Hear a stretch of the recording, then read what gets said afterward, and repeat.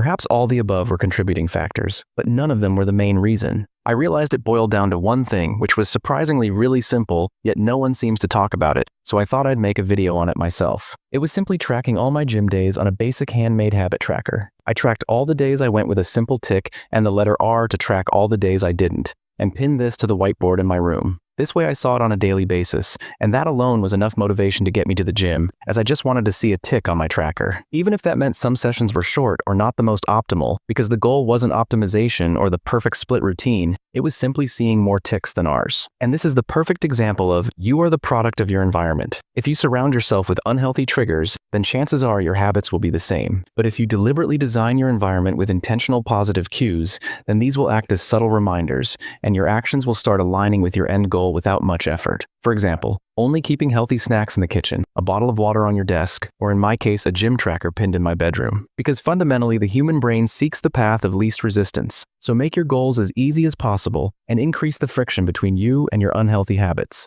Having said that, my original goal was to hit the gym at least 75% across the year, so technically I failed. I started off strong, with March and April being my best months, but as we got closer to winter, it became more difficult to maintain the same level of consistency, which explains the gradual decline over the year and sharp dip in December. But despite me technically failing, I won the bigger game. I made going gym a consistent habit and shifted my identity to a person who works out regularly, which is way more important than an arbitrary number, or being 11 percentage points off my original target. This made me finally realize the goal itself doesn't really matter. It's the person you become in pursuit of the goal that matters the most. And even if there are dips in your pursuit, the key is to just keep showing up, as consistency isn't always a linear path. In reality, it will look something like this. So if you want to stay consistent this year, pick one thing, track it daily, and intentionally design your environment to make your actions as easy and frictionless as possible. The more action you take, the more evidence you'll gather.